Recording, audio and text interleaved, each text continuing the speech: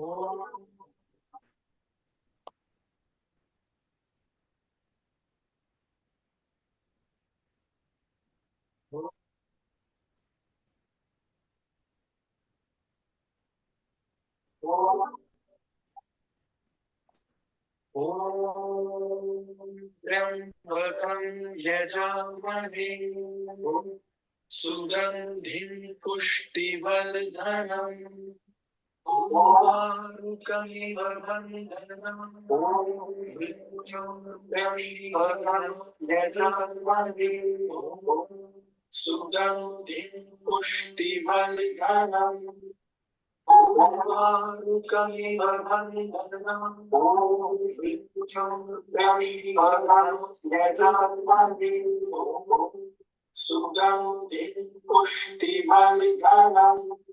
Motion sensor.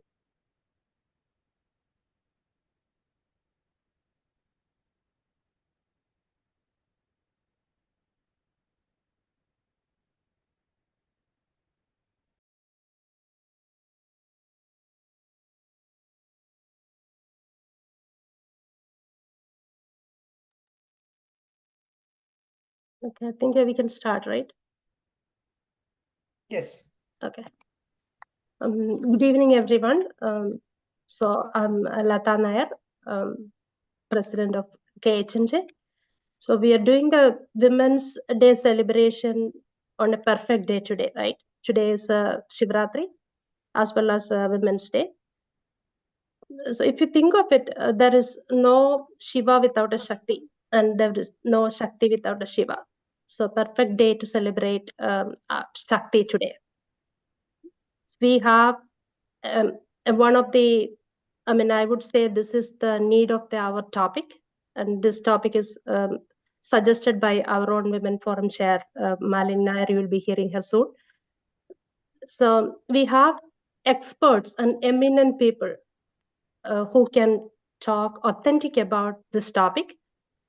And the next 1 hour, 1.5 hours, we want to make it very interactive.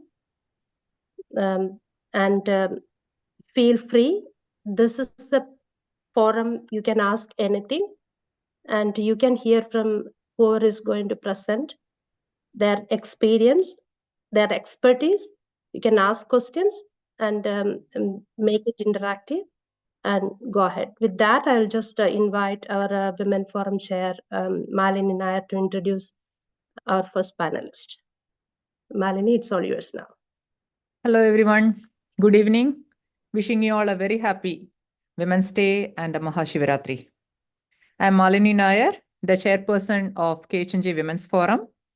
And this is the first time we are doing a Women's Day celebration. And we are planning to conduct it every year going forward to celebrate the glory of womanhood.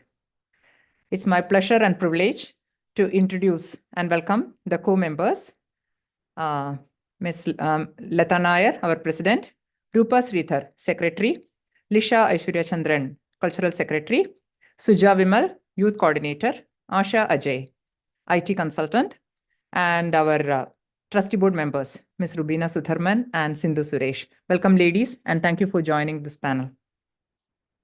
So today, our plan is to discuss, understand, and know the most relevant topic of today's times: mind, body, and wellness. Along with the healthy body, you need to have a healthy mind as well. So we do have an eminent group of efficient ladies who has been working in this field for the past many years, and we'll be getting their insights, input, and expertise on this field. And you are welcome to ask questions at the end of this panel discussion. Let me discuss. Myself and Lata will be introducing the panelists to you. Our first panelist is Ms. Anju Puri. Anju Puri has been working in the financial industry and multinational companies for the past 3 decades. And currently, she embraces her role as a life coach, healer, and facilitator, focusing on core values of connections, compassion, and community. She coaches individual professionals to enhance their career success and overall well-being by cultivating harmonious relationships through an inward journey of healing and self-love. Ladies, hear that word, self-love. That is something which we very much need nowadays. Anju dedicates herself to community service, and having served as a peer leader at the Rutgers State University, she has taught a diabetes self-management program, and also she co-piloted a program at Citibank. Additionally, she facilitates grief support for children and families with good grief, collaborates with Samhin to raise mental health awareness in the South Asian population. Welcome, Anjuji. Leta, to you for the next panelist. That was a detailed introduction, Malini. So I just wanted to touch base a little bit about our Shivas around it also. Malini introduced our Shaktis in our team, but we have a strong Shiva team in our KHNJ team too. I introduced myself also already. I'm Dr. Lata Nair, the president of KHNJ, and we have the trustee board chair, Mr. Ajit Hariharan here. I don't want to go the whole details of all the Shivas, but I wanted to say that we have a strong Shiva team also along with the Shakti to do this one. I just thought that we will acknowledge them also. Ajit Prabhagar, who is there, and Madhu Charyadat is there. I don't know who all in this team. Ajit Prabhagar is our vice president. Madhu is our trustee board member. And we have, I don't know who else joined here, but a strong Shiva team. Ranjit is here, Lata. Our treasurer is there. Sanjeev, I don't know whether he is there or ex officio. And I can't see the screen. Sorry about that. So I'm just introducing all the Shivas in KHNJ along with this one. Okay, now I'm going to my job or duty assigned by Malini here. So I'm supposed to introduce Dr. Lakshmi Nandivada. I'm sure that she don't need an introduction. She is in the career for 35 plus years as a pediatrician. And then congratulations, Lakshmi Madam, for opening a new facility recently. I saw that she is all over the place. And then for me, she is my colleague in the way we work together in the trustee board over there in Temple. And she is my mentor over there, I would say. She gave me only a few points. I'm sure that she is going to introduce more about herself while she is going to talk. What she gave me, I'm going to just say what I know also. She did her medical school and her residency in New Orleans and came to New Jersey in 1988. Some of you may not have born at that time, and has been in pediatric private practice in Marlborough. She's a certified Reiki and medical hypotherapist, perfect for our today's topic. A certified health coach from in IIN New York, certified psychophysiological disorders and pain. And she has so many certifications, which I don't want to list all of them, and she may be mentioning them while it is going on. So I have only a short introduction, but I think she don't need a big introduction for that. And with that, I'm going to give it to Malini to introduce our youth panelist, Ms. Kartika. Thank you, Lata. Our next panelist is the youngest panelist, Kartika Sangram. Kartika is a second-year occupational therapy doctorate student, very passionate about pediatric care and neurodiverse conditions. She is deeply committed to fostering inclusion and diversity within the healthcare space. Her journey is fueled by a desire to support children and adults with neurodiverse conditions, ensuring they receive personalized care in inclusive environments. She is an advocate for breaking barriers, promoting understanding and celebrating differences. Through her studies and experiences, she aims to contribute to this mission by amplifying voices, conducting research, and engaging communities. Welcome, Kartika, and she's also our life member. Leta, on to you for our fourth panelist. Yeah, our next panelist, Dr. Padma. I don't know, I was calling her Padmaji and she told me today, don't call me Padmaji. So I'm just going to call her Padma now. She is my next door neighbor. I came to know that she's a practicing psychiatrist only recently. We know her for some time. After we moved to Marlborough, we 2-3 houses apart, and recently we had a get together at her house, and then we were just talking about the career and all that time, she said that she is a psychiatrist. Okay. And then when I had this topic in mind, I thought that, okay, I have to get Padma on this one. Yeah, so I don't have a detailed introduction for her either, because she gave me only 3 points or 4 points, but I'm sure that while it is going on, she's going to talk more about her expertise, and then she's going to talk more about herself. So she is the board certified psychiatrist, as I said, with over 16 years of experience in delivering comprehensive care to patients facing diverse mental health challenges. She's a practicing psychiatrist, and currently she's associate director of inpatient psychiatry, South Beach Psychiatric Center, Staten Island, New York. And she specialized in treating conditions such as major depression disorder, generalized anxiety, and PTSD. She had her bachelor's degree from India in Hyderabad, from Osmania Medical College, and then graduated general psychiatry training program from New York Queens Village. And she did fellowship in psychosomatic medicine, Jamaica Hospital Medical Center. And as I said, she is currently an associate director in Staten Island. And that's a small introduction about Padma, but I'm sure that she's going to talk more about herself while we are going on the discussions. And with that, we can start a section, right? Yeah. Thank you, Lata. So that concluded our 4 panelists for the day. This is a very heavy topic, but we are going to take it in a light-hearted fashion today, because we don't want to stress anyone out on a Women's Day or on a Friday or on a Shivaratri day. So we'll take it lightly, and then starting with Anju. So maybe Malini, I can just show our disclaimer for a second. Oh, yeah, sure, please. Yeah. As Malini said, we are going to take it as a very light-hearted topic.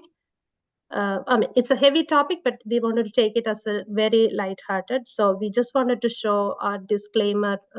I think you can read it, and we are going to show it in between again. And as you know, that this session is recorded, and you can reach out to any one of the panelists later. But this information, you can read it. This information provided is just for a general educational purposes, and don't take it as instead of actual physician help. So with that, I think we can go on to the panelists, Malini. Yeah. Thank you, Lata. So as we said, all these discussions, what we are having here is only personal, and it has nothing to do with any individual or a group or any race. So please take it in a lighthearted way. So Anju, I heard from your biodata that you have worked in the financial multinational industry for a long time, and then you switched on to the healing therapy level. So the best question or the best input we want to receive from you is like how to get a perfect work-life balance, and how can you manage stress among youth and adults. Especially everything is a stress nowadays for most of us, like a new relation, a new job, a new baby, death in the family, everything, loss of someone. Even today's Zoom session was kind of a stress for me, but I took it lightly. So how to manage all these situations, we would like to hear from you. Thanks. Great.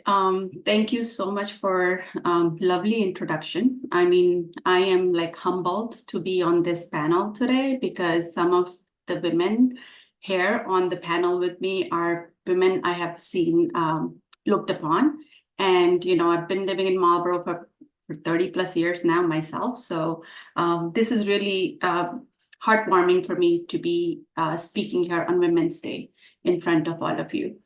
And I will tell you, when you were introducing stress management, work-life balance, that energy felt very tight to me. So I want to just loosen that up, first of all. Even with the speakers and, people that we have attending, I don't know who all is there. First, I saw like some of the cameras are off, and part of me, I do corporate training. And the first thing I enforce, and I'm not going to enforce it here, I like to see faces, people.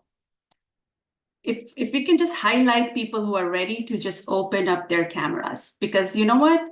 Sometimes it takes that first step. You just showing up your face. And unfortunately or fortunately, I don't know, many of us, especially from our culture, like to hide behind. And today, I want to focus on you. So if you're not showing your cameras, I can't see you, but I want to engage with you. So please feel free at your ease to open up your cameras. It's okay to look at each other. It's okay to engage. With that said, let me start with, and I'm going to do things that are like little, I'm done with the way of, corporate style. So I'm going to do a lot of engagement exercises with you today. I'm actually going to do a storytelling and I'm going to be asking questions. So if I can get some level of engagement, that would be great. So to start off, I took some famous quotes of women who have actually helped change the world, right? And I wanted to start off with these quotes, and maybe someone in the audience just shout out if you know who the quote is from. Is that okay? So the first one, the success of every woman should be the inspiration to another. We should raise each other up. Anyone familiar with that one? If not, I can tell you. Serena Williams. You must never be fearful about what you are doing when it is right. Anyone? We have some youth here. Okay. Rosa Parks. You must do the things you think you cannot do. Eleanor Roosevelt. All right. Fourth one. I didn't get her by dreaming about it or thinking about it. I got her by doing it. Estee Lauder. And now last one. Hopefully this one someone will get. I raise up my voice, not so I can shout, but so that those without a voice can be heard. We cannot succeed when half of us are held back. That's Malala. I was reading that, they came up on my feed, and I thought, wow, change happens when women actually show up, speak, and this is women speaking their thoughts and their mind. And today, my topic is stress management, work-life balance. And the best way for me to talk about is actually first tell you a story. And, when I say I'm going to tell you a story, who doesn't like to hear a story? So we're going to start off like we told you, and I'm going to get into the story. But first of all, when I was getting introduced, with all the background, I think someone said she's into healing, she's into coaching. And some of you must be wondering, what is healing? What is coaching? I'm just going to throw this out there, right? Having a background of financial industry for 3 decades, this was new to me a couple of years ago, the energy space. I had to expand myself beyond my understanding of seeing myself as the body, right? Today's session is such that, right, we're talking about mind body. So a lot of times we just know the mind and we know the body, but oftentimes our mind and body is very disconnected. And that, my friends, is a whole topic that expands into seeing yourself beyond your mind and body and actually leaning into the space of energy. And energy, we are energetic beings. It's scientifically proven. And what I can just tell you is this world needs a lot of healing today. Especially with everything going around. Ask me more what healing is, but I'm not going to go into it. Healing can be a soft, gentle touch. It's the intention that you put in something, right? And there's so many techniques. I myself practice a couple of things because as I was going through my life journey, which I'm going to go ahead and speak about today, I didn't realize, because I thought my life was so beautiful, it was evolving, right? And until some things would hit and I would go down and then realize there are things that I've not processed, whether it was from my childhood, whether it was from working the longer hours. And I can keep brushing them, but that was not serving me well. What I had to do was sit with it. I had to create everything that came out of what I was feeling. So I learned to name my emotions. And I started to learn about recognizing those emotions, whether they were healthy for me, whether they were not healthy for me. And this is not something that anywhere in my family or profession was doing. So it was a break in terms of what feels right to me. And I want to talk about when that happened. So first and foremost, like, anyone has a question about what a life coach does, or you all are pretty clear about what life coaching is? Let me just explain, because it's a new concept for especially our community. We know about coaches. There are a lot of coaches out there, especially now after COVID, I've seen more of the increase. But working in corporate, I had a lot of leadership coaches myself, right? I can't thank enough the opportunities that I had growing my career, having coaches. And some of the things that I learned in those leadership courses has nothing to do with my work. It had to do with my personal growth.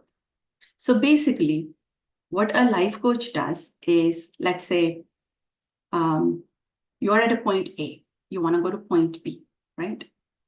You think you have an action plan, but there's something that's coming in the way. A life coach is going to take you from point A to point B in a much more easier manner, faster manner. And actually, it might even poke things that you might not have thought that could be to your higher self. That's like in a nutshell that I can explain, right? And a lot of times I have seen that there's a lot of stuck energy that happens where people are not able to see things because I believe there's clarity that's needed. Maybe you're holding on to something from your childhood. Maybe there's some beliefs that no longer are serving you. And there's many, many ways of recognizing, which I call is the self-assessment. That's a very first step, right? So there's 3 steps. You basically have to awaken. That's your self-assessment.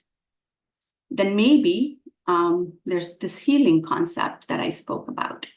And then once you do 1 and 2, that transformation that you're looking for can be pretty smooth for you. So I hope with that, like, I gave you some clarification on what a coach and a healer really does and what it means in terms of your life stress management and how it can help you with your work-life balance. So let me start off with telling you a story of a little girl. If it's okay, next 5-7 minutes, but please do pay attention. This is not the time for you to say, oh my God, another story. I hear it out, because somewhere in the story, I want you to find a glimpse of yourself. This is a story about a little girl who was born in India. So let me start that off. And, I will ask questions. And I do expect a little bit of engagement when I'm done with the story. So bear with me. There's a purpose to this story, because this is one of the key exercises when I do with my clients. It actually opens up a whole lot of awareness about their own self. So as you hear me out, watch out for the questions I'll be asking you after the story. So once upon a time, in the bustling city of New Delhi, India, in the warmth of the early 1970s, a spirited girl was born. It was the morning of Ashtami, like Ashtami, the 8th day of the Navratri, and her family was adding some more suji to the halwa that they were making, because this was the 3rd girl in that family. And it was the 4th baby of the family. So the baby girl was the youngest of 4 siblings, and she was surrounded by the laughter and love of a vast extended family. Her father was an intellectual, hardworking government service man, and the mother was a housewife, a very selfless woman, who was married into a large joint family, which again, in our culture is a very common thing that, our mothers, grandmothers were used to of. And this selfless woman was married into the family at a young age, and she dedicated her whole life, just cherishing the family bonds and serving the needs of the family. This girl's childhood was filled with memories of relatives, and her summers were her favorite because all the cousins would just come together, right? And all the aunts and uncles and grandmother, they made beautiful memories. Now, the pulse of this young girl's childhood was resonated with joy, happiness, right? Strong presence of her beloved family. But then that family also thrived based on the connections. However, in mid-1980s, the melody of her life took a little new turn as her parents decided to take a leap forward in their life and make a life-changing decision. This family now moves to Queens, New York. They're seeking for a better future, the American dream. And then the bustling streets of India, New Delhi, actually were replaced by a very diverse neighborhood of New York. And that was the marking of this young girl's life with the adventures of a new homeland. High school in a foreign country definitely brought some cultural challenges, but she blended pretty quickly and learned to embrace the changes with determination. Coming from India, where she had never seen even a computer before, she somehow found herself discovering the knack of this country. She learned to embrace the differences. Even though she was unfamiliar with this territory, she was one curious girl. So she started working part-time while she was a teenager in a local supermarket. And then from there, living in Queens, New York, she was looking at the cultural backgrounds and she was exposed to so much more if she was just to stay back home. She also got introduced to hard work and resilience at a very young age, as you can imagine. And these traits actually become her hallmark. She continued her college life in New York City and acquired her bachelor's in business administration. And this immigrant father of 4 children was feeling the heaviness of his life, making a huge change in his life, the burden of his responsibilities. So he goes ahead and sets off his children to get settled. All the 4 kids get married pretty quickly, arranged marriage. This girl's life story somehow intertwined, right? She got married at a tender age of 20. And then, amidst her corporate career, she grappled with the complexities of a joint family structure herself here in the US. Her arranged marriage definitely faced some initial challenges, but with every challenge, nothing that she could not adjust to. And then her journey took on with various jobs, from a small not-for-profit company to the glamour of Park Avenue in New York. As she was embracing her married life, adjusting to the new lifestyle again, through the late 90s, her life took a joyous turn with the arrival of her daughter. Motherhood brought a new chapter filled with laughter, learning, and the precious moments of raising a family. Yet challenges persist. This is life story we're talking about. The dynamics of the family continue to shift, and the parents relocated to another state now.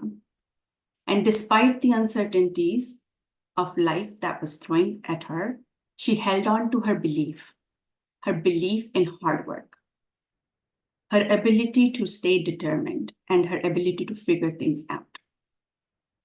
And in the early 2000s, unfolded with her she navigated the delicate balance of family and climbing the corporate ladder in the financial industry. Yes, in the financial industry. This girl was blessed with her second child, a baby boy this time, and her family was so complete and whole. It's a happy story, right? No, there's more. Sorry, I'm going to go ahead because this is where it gets more of real. With happy family raising, the family with a lot of pride and grace.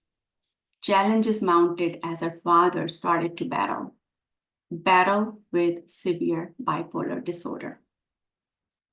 And her sister too faced undisclosed mental health struggles. Despite the turmoil, this young girl stood up strong to support herself and her family. At times, seeking support from therapists, hiding away from the family because this was not the norm. You don't go out and speak to outsiders. She had to take control of her own mental well-being. And this was one of the kindest things she could do for herself, because she was determined to be a best daughter, a best mother, wife, daughter-in-law, friend, mentor, and so forth. She had to be the best. Of course, a tragedy struck in 2013 when she lost her father suddenly. And this losing of her parent prompted her to reflect on where she was in her own life. A thirst for living a life with purpose surfaced her mind for first time ever. Her journey continued merit of family struggles, losses, and complexities of raising children. And in the middle of all this, she was seeking to find solace in the voluntary work and serving her community. She started to explore her passions, and the career that felt so thriving started to feel like a huge block between her passion to live a life with more meaning. And what was she do? She had to work hard. That's all that mattered, right? That's what we come here for, to make our life. So she continued to work in that manner. Until 2019, she faced another battle where now this time it was her mom who was diabetic, and she was diagnosed with early dementia. Seeing her mom lose her ability to do day-to-day activities was so confusing to this little girl. She was trying to figure things out for herself, her parents, her kids, and life looked very confusing to her. Her mom no longer recognized her. It was empty eyes. She lost her speech. This girl had to build a relationship with her mom, and she first time learned what anticipatory death looks like. And this is when COVID hits. Even though COVID helped her, allowed her to spend some more valuable time with her mom, the loss of her mother was not easy. In fact, it created even a deeper sense of emptiness.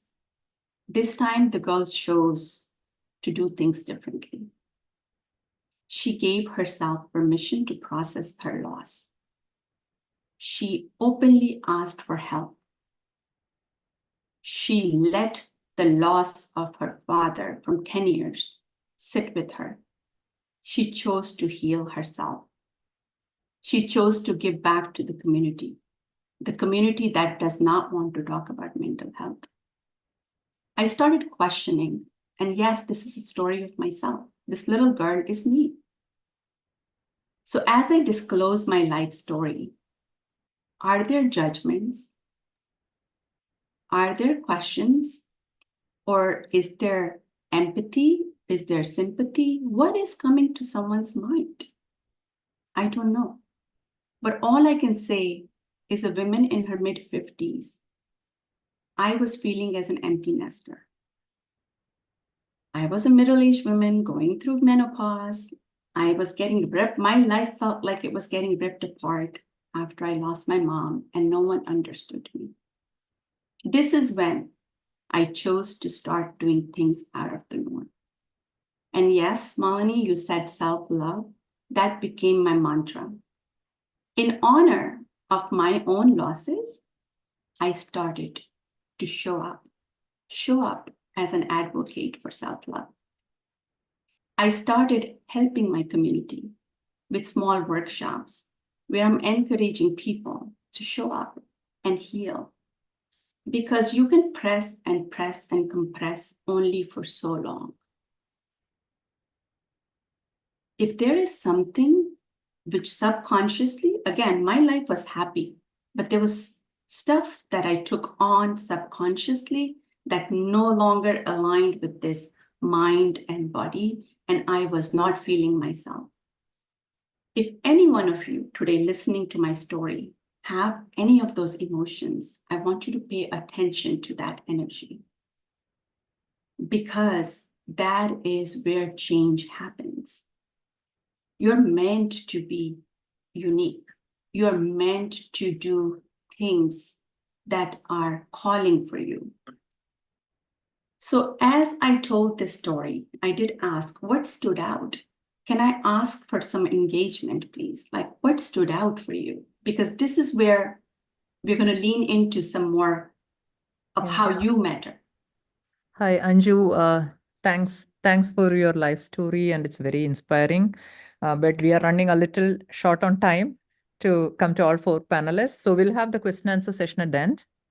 Sure. Okay, but I'm sure like everybody is engaged with your story and they still have their pointers there. So we'll be coming back to you. Thank you so much. Thank you. Sure. Thank you. And for your information, if anybody is grieving on something, Anju is the person to go to, because she is already conducting all those grieving sessions for community as well as individuals. Thank you so much, Anju. Now coming to Dr. Lakshmi, ma'am. It's great to know that you have been in the field for 35 years. What a great privilege we are having to have you to discuss the Yeah, pertinent hi. topic for Nice us. meeting you. Thank you. Thank you for inviting me for this one. Lakshmi ma'am, we want to, we want you to touch base more on the youth issues nowadays.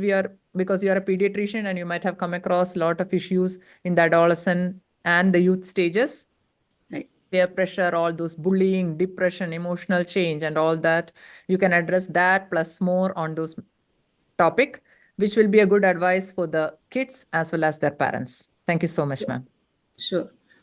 So I'm a pediatrician for last 38 years. My passion is always to help women, and I always telling my daughters I want to open a women center for a stress relief. They do, and I don't think they really live their life.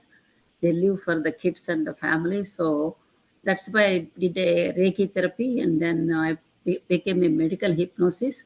And then in 2012, I took the health coaching so I can see what it is. And I did it in New York. And then after my husband passed away, I'm the first lady who did a fellowship in integrative medicine at age of 68. And I did a board certification. So my still goal is to help and be available for people to help in their issues. I think I think every person has a story, and every person needs to be heard, and every person needs to be, as she's saying, voice out and come out. The best thing I can tell on this aspect is life is you. Life is a pie. Everything else is a part of the pie. So you need to keep that pie with all the ingredients in it, and see which is good and which you want, which you don't want it.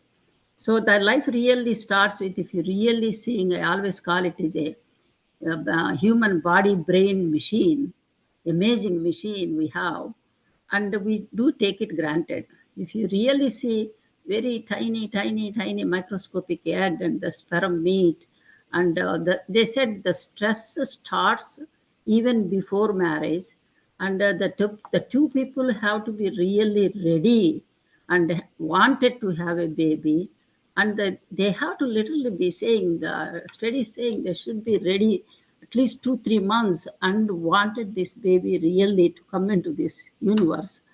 And that will put a lot of energy into the thing, and they have to get prepared, eating very good and taking care of themselves. And then if you really see how that little tiny embryo becomes us, and I think your heart beats 80,000 times a day, you breathe 20,000 times a day, you're a single cell, everybody is working for you.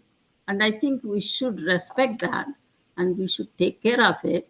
That is called the self-love and all that stuff. So when the stress starts at the beginning of even the marriage and in the egg, and the baby's first 3 months of the life, the 60% of the brain develops. So the primary caretaker is the one who is going to take care of that baby. and plays a very, very, very important role, stimulating, loving, kissing, and not stressing out. And they even say the babies even sense the stress. So you have to raise them in such a happy way, and you have to be very strong and stable in mind and take care of the baby and not keep on changing. A lot of people keep them in the daycare because they have to work, and you have whatever the time you have, you need to spend and completely give the baby. I know Indians really die for their kids and do a lot of stuff, but the stressing out is because now everybody works and they don't have that much time to raise it. Then when the baby goes to even a preschool, there are kids pushing them. There are kids doesn't share the toys, and they here mother is teaching you have to share, you have to do all that stuff, and they clash their behavior even in the daycare and preschool thing. I had one kid completely toilet trained at 4 years old, and came. Mother said consulting is just soiling and wetting his pants again.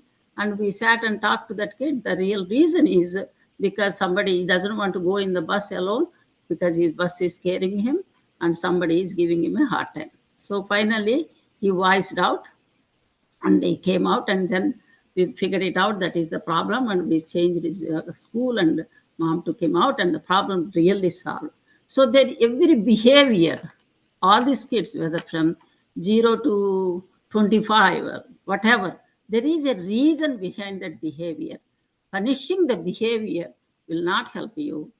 Finding the reason for that behavior, why you don't want to go to school, why are you not going to the party, what is the story behind it, and sit and talk to them.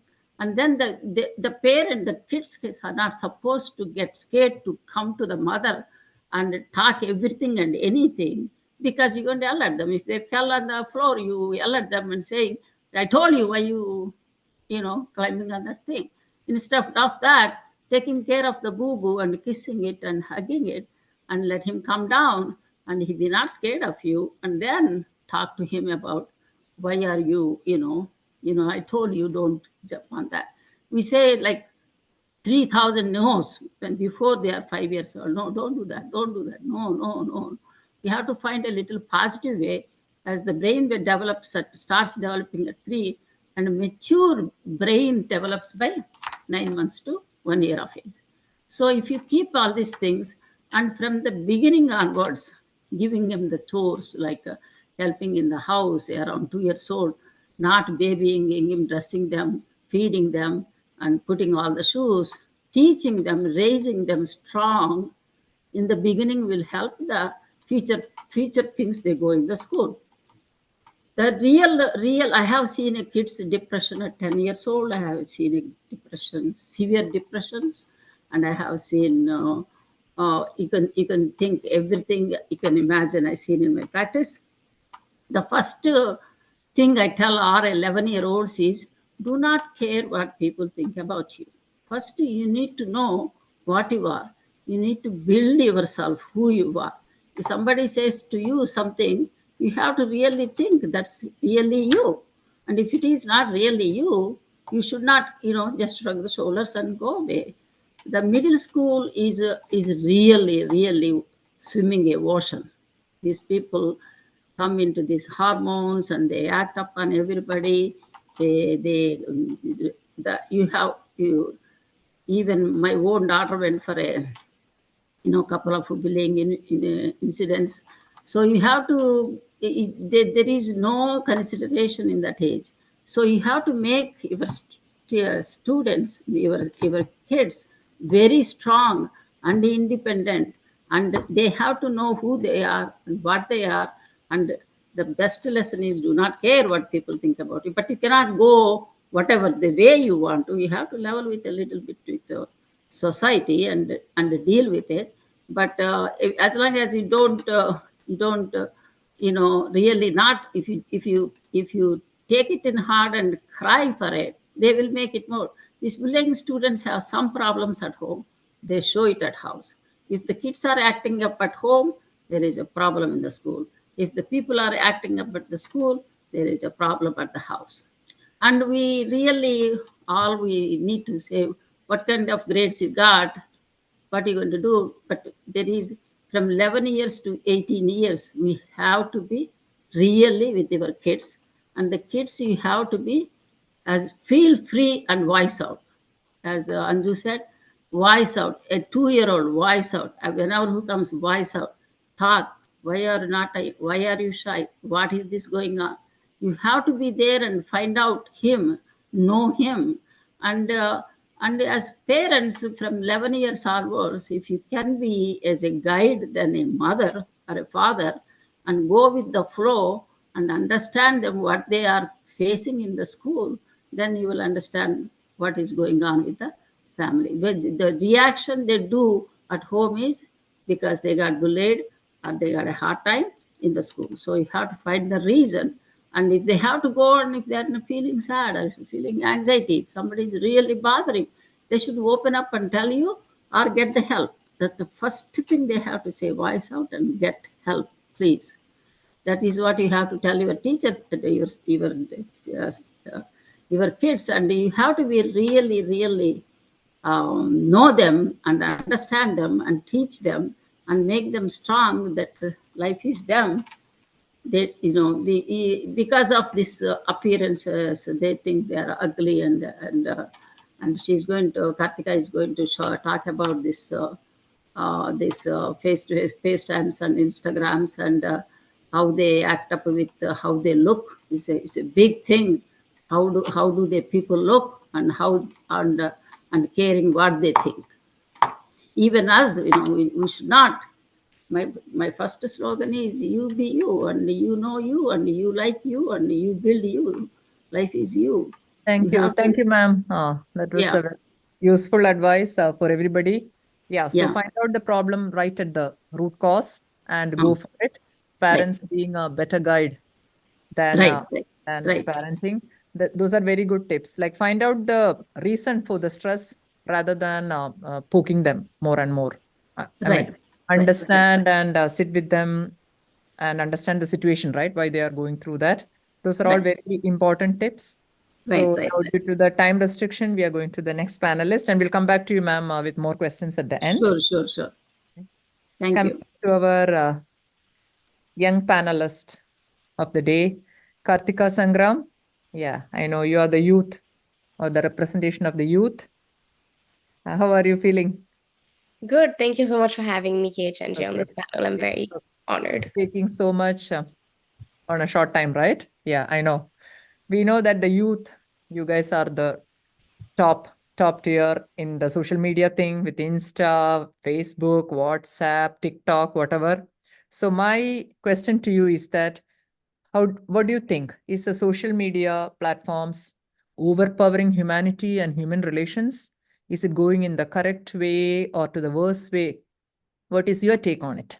And also, we would like to hear some insights from you regarding, the stress or something the youth have been facing during your school days or your college days, or during the counseling, what you have been doing during your internship.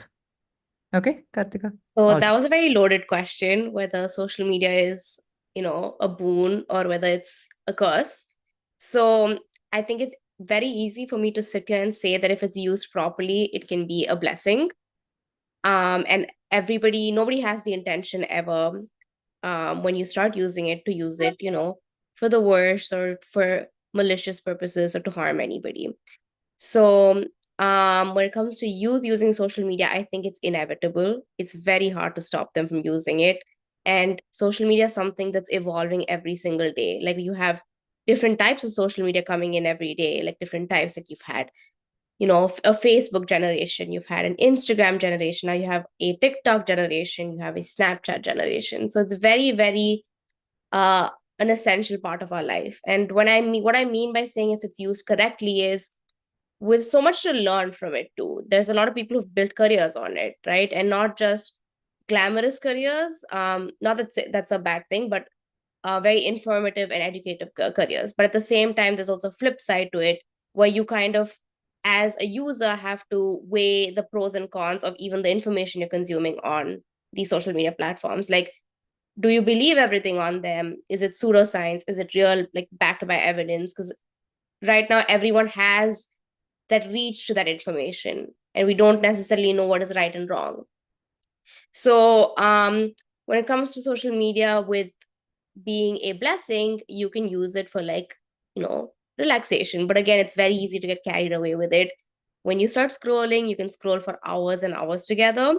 And that's something obviously youth, a lot of my friends and a lot of people that I know have been battling with. They say when they pick up the phone, they can't stop scrolling. And it's something I've also done when I was in undergrad and even in high school. When you pick up something, you say you're going to give yourself like a 5-minute break, and then you start scrolling and get sucked into that hole. And it's very hard to come out of it because this algorithm is built like that. It's built to see what you're interested in, how much time you're spending on certain things, and push that information out to you.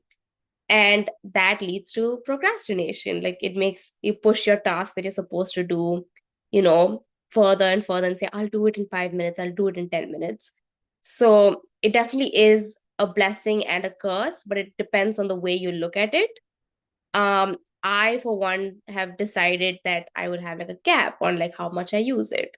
And your phone does help you with that. You can set like time limits. You can set like, I had gotten so bad at procrastinating to a point where I had a lock on my social media. Like when I go to sit down and study, I will lock my social media so my phone doesn't let me open it. You have apps that lock social media for you. And when it comes to being a blessing, it's been very inspiring for me also.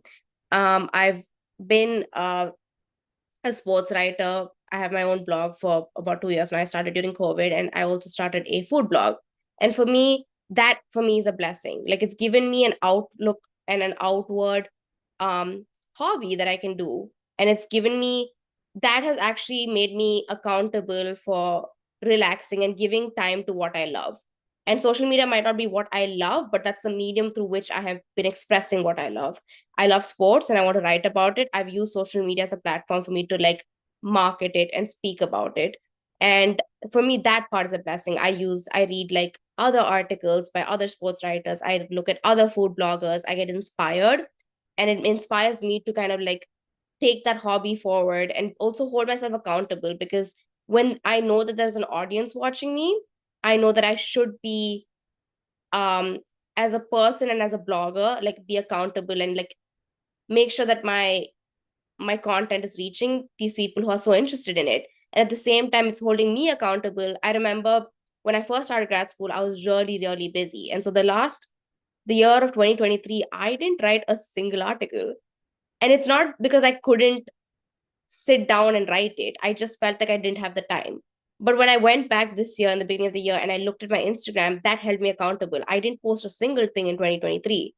So I said, if I can't give myself 1 hour a week to sit down and write an article about something I love so much and post it, so that really helped me accountable. Like, how come I have no posts for that year? So for me, that's where I use social media as a blessing. I've held myself accountable for my favorite hobby and a passion that I have by using that as a platform to reach my audience.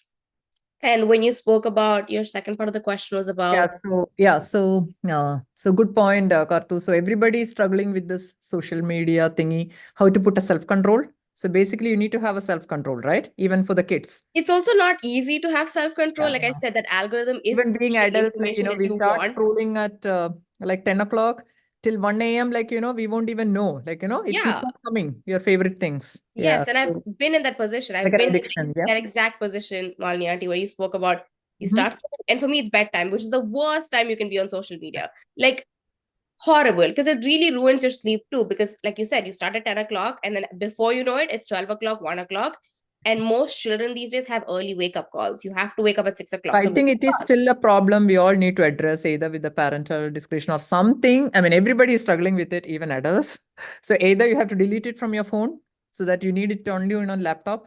So you have to switch it on only on your laptop. That helps and that's a lot. where sorry to cut you off. That's where the way you want it to control it, right? Like for me, it was that app that I got to like lock it, because I didn't want that app away from my, like I didn't want Instagram to be deleted from my phone. Like I didn't think that I needed that as an action, but some people do. Like my friends have said, like during exam time, there's no apps on their phone, no social media on their phone.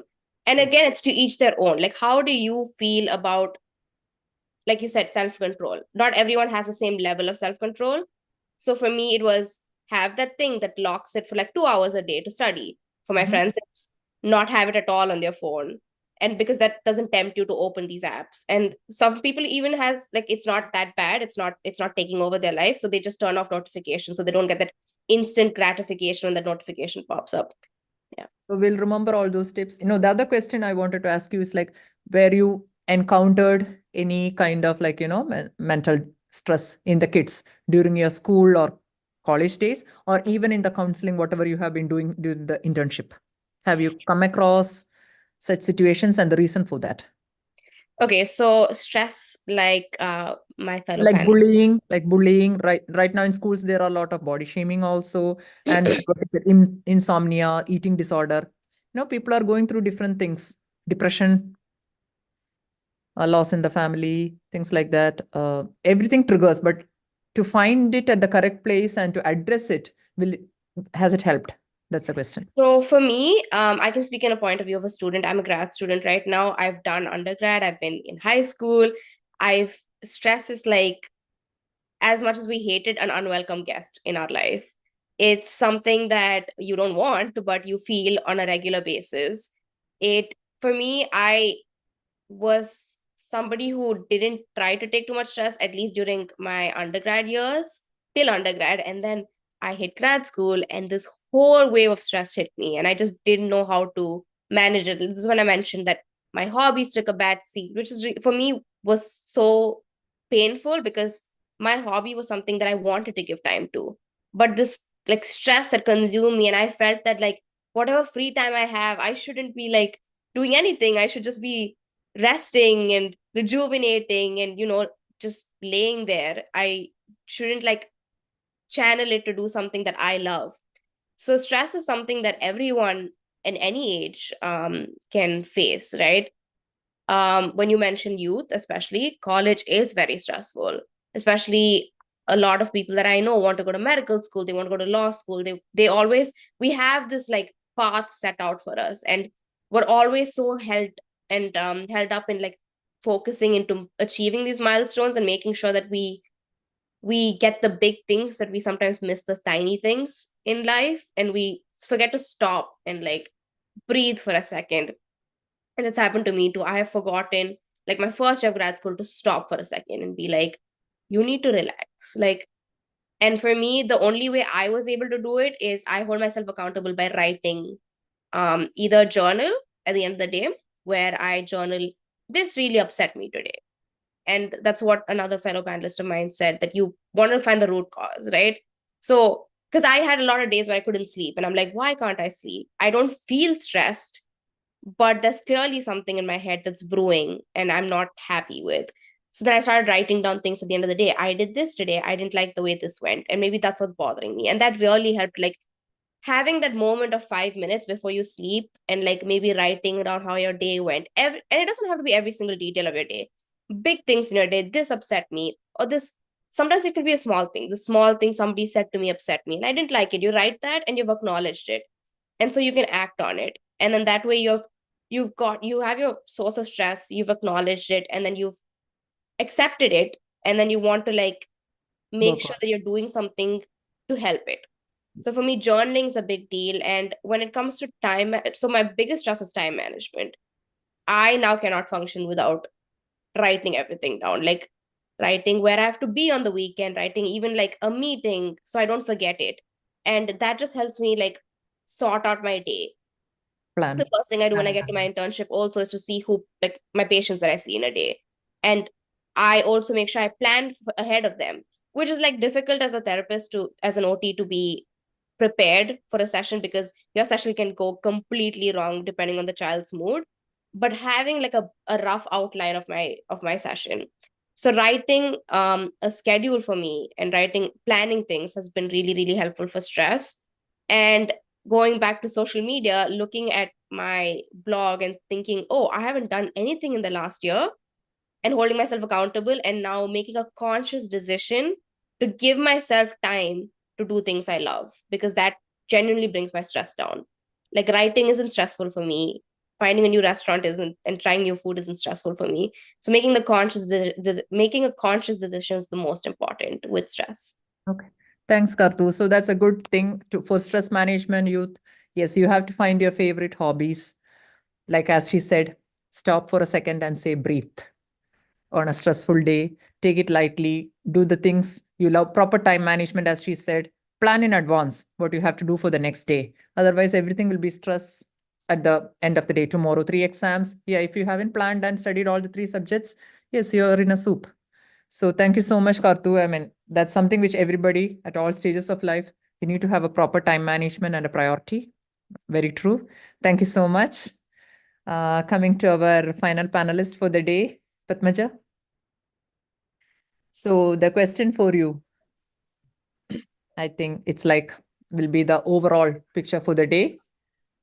We would like to know women's mental health and well-being at all stages of life, starting from adolescence to the old age.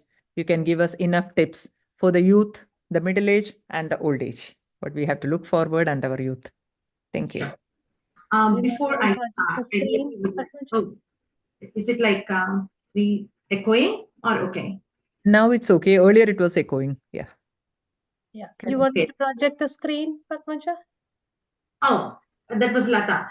Just give me 2 minutes. Just give me actually 1 minute. Sure. No. Before I go into my presentation, I would like to thank Anju, Dr. Nandivana, and Kartika, who actually brought up like very interesting points. Anju, I know Malini asked us to wait till the last minute, but I would like to actually thank you for bringing very important issues in your presentation. And one thing that you said was stuck to me was you said when your mom passed away, you took the permission, you actually gave permission to yourself to heal. And you love stories, right? I want to tell the story in the middle, but not now. But one thing that actually, the Olympic gymnast, when she actually said about mental health, and this was one of the things that came in the Time magazine. She said one of the most important coping mechanisms is giving yourself permission to take time off and to take a break and take care of yourself. So I thought you did the right thing. When you felt that, you did the right thing. And Dr. Nandivada, you actually hit the right points about youth and about depression. And that is a major public health problem right now in US and all over the world. And as you said, we don't want to scare anyone who is actually attending the panel. And these are only our opinions, as it was actually said in the beginning, that these opinions and these presentations are only about our opinions. And the depression, yes, as you said, the positive development is very, very important from the beginning of the baby, even before the life starts. So having said that, Kartika, you actually talked about pros and cons of like social media. And I loved the way you said that, it helps you with the connection. It helps you with it helped you in 2023. You didn't post anything, and then you checked in 2024, and then you started writing. That actually, that is one of the pros, right? Creativity and how you develop yourself. So thank you, all three of you, bringing the most important points on this day, like Women's Day for mental health. And this is actually a major public health issue. So Lata, you can actually start the slides. Can I get some water? Anju, as you said, I think I'm stressed now.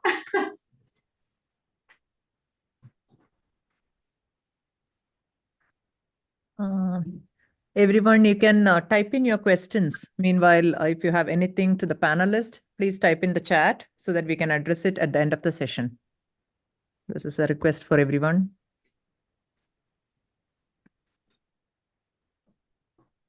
Thank you, Lata. No problem. So what is the reason we are talking about women's mental health today? So the reason is it is actually most important public health issue right now in US and all over the world. 1 in 4 individuals all over the world is suffering with mental health. And as Anju said, it is a big stigma in South Asian community, especially Indian community. We don't talk about mental health. We don't talk about depression. We don't talk about anxiety. And we don't want to talk about anything, even grief. We don't want to talk about it. We want to present as strong women to everyone outside. We cannot share any feelings. If we share anything, we will present as weak. We hide it. We don't talk. And especially coming to US, we don't lift the phone and call each other. Oh, this is not the right time, maybe, like, we cannot call them. So we don't lift the phone and talk. And I always used to say, my mom, like, she used to have a friend, next door neighbor, and they always, after everything is done, they used to sit like an after dinner, talk to each other for 30 minutes. Do we have that luxury now? No. Especially like, with, we have so much inhibition to lift the phone and call. So, so we don't share. We always have to present ourselves like strong and like, presentable. We can never share negative feelings. We can never talk about depression, especially in our community. Having said that, I have like one of like, I don't want to say like, who is it, but they're like Americans. One day she got to know that I'm a psychiatrist, and she said she openly started talking about the depression of her daughter, teenage daughter, who is in college. And she was asking me, Padma, is this the right medication, or should I change it, or like, what? So we should be more open. So the same thing, like as Anju said, I want to actually tell Michelle Obama is actually more into mental health, and especially for the teenagers and the girls. And when she was interviewed for People magazine, these are her words. She said, we need to teach our kids that mental illness is just like physical illness and deserve the same kind of care and compassion. That was Michelle Obama's words. Okay, Lata, you can go to the next slide. So, as I said, there is an urgent need for mental health awareness in women, and it impacts, as Dr. Nandiwada said, it impacts everyone. It impacts children. How the woman is taking care of her mental and physical health, it actually affects their children. And the gender role is one more thing that we all know, that like, Indian women, we take everything on our shoulders, right? So we want to be like, as we go further in the slides, you will know, like, middle age, we take care of our children, we take care of our husbands, we take care of our parents. Everything falls on our shoulders. So there is so much stress on a middle-aged woman. So there are biological reasons, and also like, the gender role, which affects our stress and mental health. You can go to the next slide. I don't want to take too much time. As you see, 1 in 5 women experience mental illness, whereas men, they are like 1 in 8 men experience mental illness or depression. As you see, the initial onset of depression is in the reproductive age years, because there is so much hormonal imbalance. And we always say, oh, this is my hormones. We blame on the hormones. But we need to take care of our mental health, just not blaming the hormones. Okay. As I said, South Asians experience high rate of untreated mental health because there is so much stigma. And South Asian female immigrants have higher rate of depression because we try to hide it. We try not to share it because we don't want to present as a weak person, or we don't even go for the care. We don't express our feelings to primary care physician, who can actually refer to a psychiatrist or psychologist. So we try to actually hide it. as I said, middle-aged women, they adhere to the traditional role of like taking care of everyone in the family, children, husbands, brothers, sisters, parents, everyone, right? So there is so much stress. So what are the symptoms of mental health? Persistent sadness and change in the mood, energy, difficulty in sleeping, appetite, loss of appetite, loss of weight, and starting using alcohol, decreased energy, social withdrawal. You don't want to meet anyone, you just stay home, and you don't want to go, anger. All these are the symptoms of depression.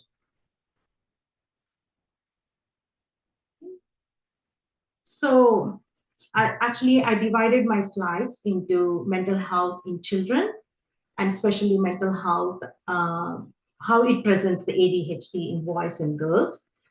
Boys, it usually presents as hyperactivity. In girls, we usually miss the ADHD. The main reason is the girls don't present mostly as hyperactive. They present as trouble paying attention, or like verbal aggression or low self-esteem. So there is a difference between boys and girls. So boys actually are diagnosed more than girls with ADHD, and girls, because they don't get diagnosed with ADHD at the right time, they actually end up developing depression, anxiety in teenage and later years. Okay.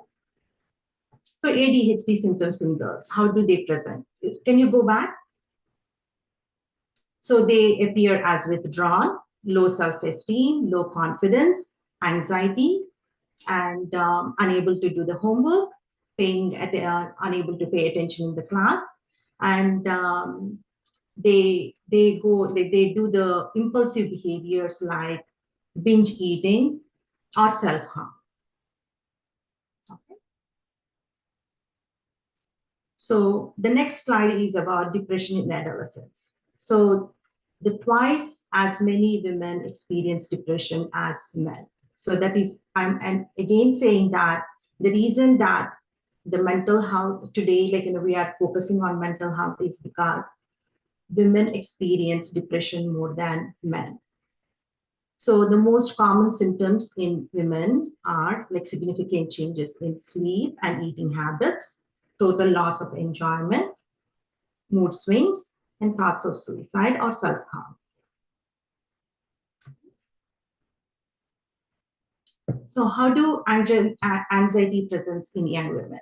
Yes, Kartika talked about stress and anxiety, right? There is a difference, very fine line between stress and anxiety.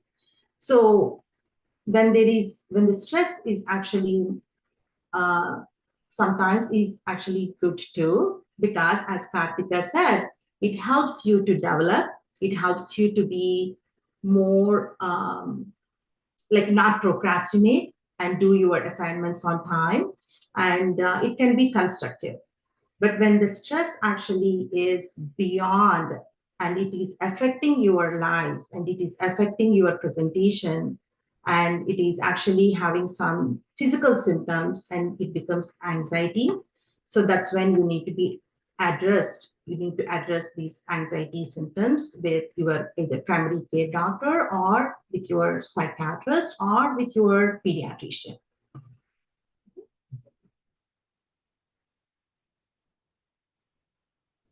So eating disorders, as we talked about it, we never talk, Indian women or Indian community never talks about eating disorders. And it is there. And I always say that, they're like, we deny, we are in denial. As we said, social media, we have to present ourselves. We should not be thin, we should not be too fat. We should be at the right size, right? Where is that right size? It's not easy to get the right size. And girls, they use this social media. There is so much that they post, and they have this validity by the social media, whether they are like presenting their body image. So it's very, very tricky time. As Dr. Nandivada said, middle school is a very tricky time for girls. And by the time the high school comes, they are at least a little bit mature, but even then, high school is also very tricky and stressful. As I said, the eating disorders, they may start preteen and they go into the teenage period, mainly like, self-induced vomiting, either binge eating or not eating, they are underweight. Make sure, I had one gathering in my house. As Anju said, she loves stories, right? So I had one gathering. It was just girls only, my close friends from like last 30 years. And few of us, like we were talking as usual, we are women, like we talk about how beautiful that the girl looks or how beautiful that woman looks. One of my friends, she took me to another room and she said, Padma, I don't like to talk about this conversation. I don't feel comfortable. And there are women who have strong opinions because like the girls, like unknowingly, like we may be talking in family room, but the girl may be sitting in her bedroom and listening to our conversation, right? Moms are talking about the, it's like it's unconscious that we are doing, but we just be careful what we discuss in front of the girls. Sometimes like the girls may have some health issues, they may be too thin. Sometimes they may have health issues that it's difficult for them to lose weight. So just be watchful what you say when you are talking in front of the girls, okay? Or it's, I'm not saying, as Lata said, it's only our opinions, and it's not that you need to do it, but just be careful. This is the major topic, reproductive age related mental health issues. We always blame the hormones. Oh, my menses is coming, in a few days. I'm anxious, we snap out and we blame on the hormones, right? So there are two things. Just before the menses, it is like premenstrual syndrome. It's like mainly headaches, bloating sensation, feelings of anxiety and depression. When these symptoms actually are worse, then they become premenstrual dysphoric disorder. Just be watchful about these things.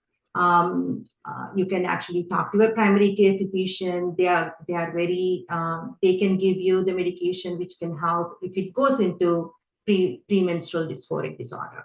Okay. Next slide. Postpartum mental health. Pregnancy is a very, very stressful time. Very stressful time, especially coming from India. Mother side have some type of some beliefs. Mother-in-law will have some beliefs. Here we are in US, we cannot do certain things. It causes a lot of stress on the female. So the postpartum depression is a very important thing that you need to be watchful about. Because as Dr. Nandivada said, the primary caretaker who takes care of the baby is very important, and the mother is the primary caretaker here. The first 1 year of life, when you are taking care of the baby, you should be taking care of your both mental health and physical health. And there is no reason that you should not seek out help from your friends, from your family, and be open about talking about your feelings. You're stressed out, get the help from someone one day to take care of the baby, or even in a few hours, so you take care of yourself. The last one, I think in this forum, we have young and we have this perimenopausal women, right? So perimenopause, depression and anxiety. So it is another time where the hormones are fluctuating. We are vulnerable for depression and anxiety. It affects the mood, the same thing, social withdrawal, low energy, unable to enjoy anything. So talk to your doctor again, and if there is anything that you can go for therapy or you can go for the medication. If it is severe, that you need to take care of by medicine. Okay.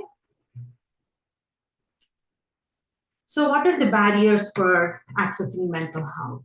The economic, it's a high cost, and lack of awareness, which is the most important reason in Indian community and South Asian community, treatment options and available services.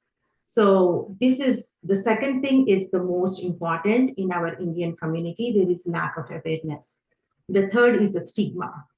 There's huge stigma, as I said, in Indian community and South Asian that we do not talk about any of this. But as I said, one of my acquaintance in the town who is not an Indian, very open, very open. I was like, oh my God, she's just talking like diabetes, which is true. Like, we should be able to talk openly rather than hiding it. Lack of time and support. And mothers, they take care of the kids, they take care of the husband, they take care of father, and they don't have time for themselves to go for an appointment. Oh, 45 minutes of therapy session, no, I don't want to do it. I have I have to take care of my daughter's activity or my son's activity, I have to run there. So you don't actually spend time for yourself. Self-care and overall well-being. You can go to the next slide. So I don't want to take too much time. Regular exercise. I myself, I wasn't doing exercise for the past 4 months. And then I said, no, I have to start at least 20 minutes. That's my goal, minimum 20 minutes. So from 20 minutes, I'll go to 30 minutes. So regular exercise, eat healthy, regular meals.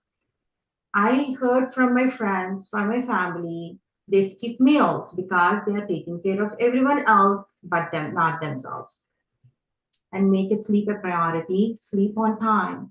Don't stay till 12 o'clock taking care of your, cleaning the family room, cleaning the closets. No, it's okay. Who is going to be one thing that I observe here, I don't know, it's only my personality. You want to present your house as a model house when someone walks in. That's not right. You cannot keep on cleaning and spoil your mental health or physical health. Set goals and priorities and practice. Can you just go back? The last one I just want to say, and focus on positivity. As Anju said, however, how many ever, even if it is only like 5 of us, let's take it as a positive step that we took today. So focus on the positivity. Okay. And thank you all for for giving me the opportunity. These are the resources for women.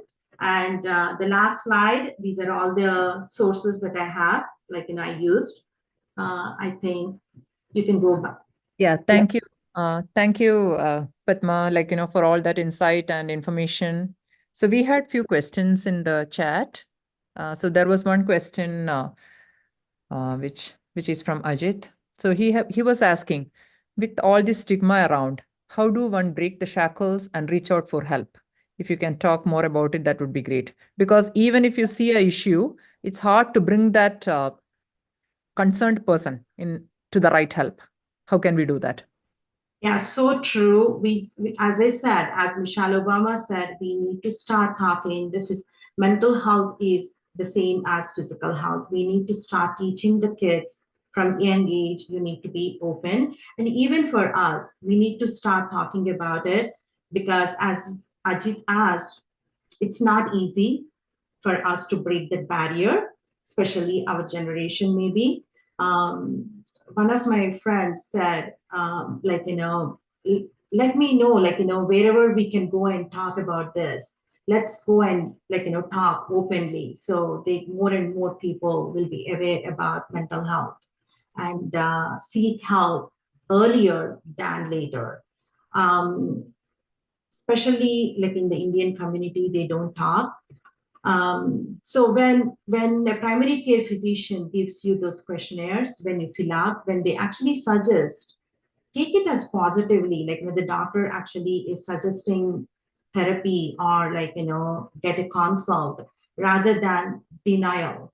That is the that is the most important thing that I think our community needs to focus on. They need to actually accept.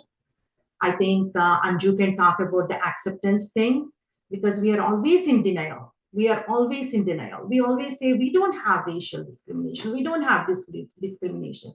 We are in total denial. Thanks. Acceptance.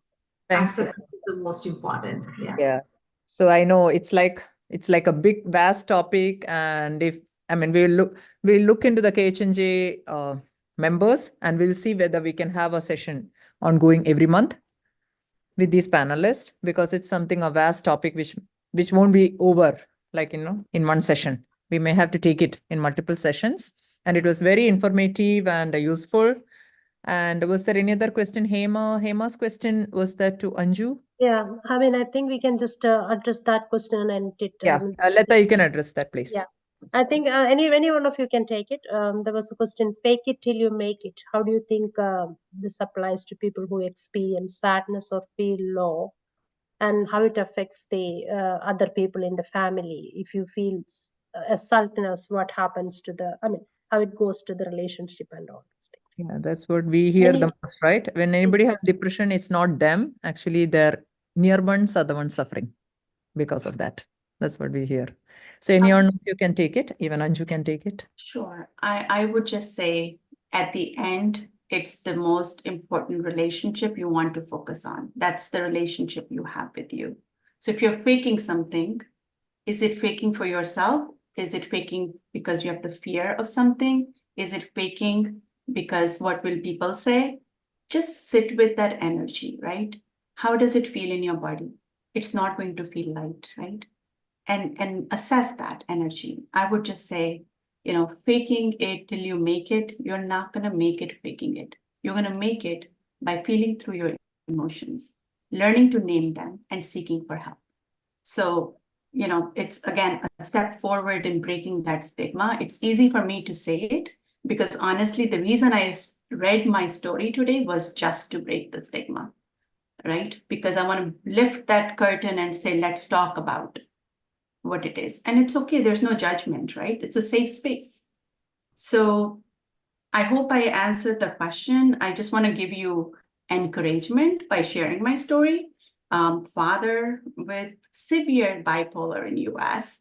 No shame today for me talking. Someone can judge me for it. But I had to struggle for resources about 15, 18 years ago.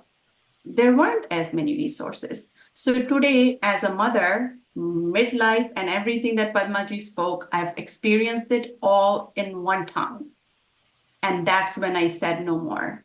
And I realized that I needed to do something for myself and help my community. One other thing I did put it on the chat is samheen.org. I do volunteer with them. That's a South Asian mental health initiative network. They're always at the Morganville Temple every month. I'm surprised how much our community doesn't even know what's happening in the temple, right? They're there every month, every health, assessment. And I really encourage you to find time to do the assessment and find someone to speak to. I hope that helps. Thank you, Anju. And thanks to everyone, Dr. Lakshmi, Padma, Anju, and Kartika. Thank you so much for joining on a Friday evening, that too on Mahashivaratri, to join us for this important discussion to talk about mind, wellness, and body. Thank you so much for your valuable time and inputs. It really helped. And I'm sure, many will be reaching out to you in the upcoming months. And over to you, Lata. Yeah, I think we are running out of time already. So, I mean, I don't want to have a major order thanks or anything. I mean, we have our women team. Sindhu, you want to add something? Or and Lisha, anybody want to just say a word or so, and then we can conclude. Thank you all. Thank you very much. Thank you very much. And then hopefully we can continue that. Sorry to grab you from Shivaratri from temple, Dr. Lakshmi. Anybody needs any help anytime, just contact us. We can help them. Let me thank the viewers also for logging on a Friday evening on Shivaratri, joining us. I'm hearing all the panelists. Thank you so much. Have Have a wonderful rest of Shivaratri and enjoy the rest of Women's Day. Have a great weekend No too. sleep today. Yeah, Lata, I never knew that you will pull me into this when I invited you to my house. Thank you. Thank you. Yeah, Thank you, we'll meet guys. again something like this for and Dr. Lakshmi and Anshu and Kartika. We can have some sessions, maybe monthly sessions. And Kartika, Let's see the I have feedback to say that then. you had an excellent session because you are our baby. So it's like your session, and I hear from somebody else. Somebody privately messaged me also. Your session was very good, and all Thank you. others are Thank you so much. professionals anyway. I know. Thank you so much for the opportunity. I'm very blessed. Yeah. Thank you, Kartika. Thank you, everyone, and enjoy the weekend. Thank you. Thank you. Thank you, Ajit, Prabhakar, for all that technical help. Thank you so much. No, without Thank you. him, how can we do Thank you, that? everyone.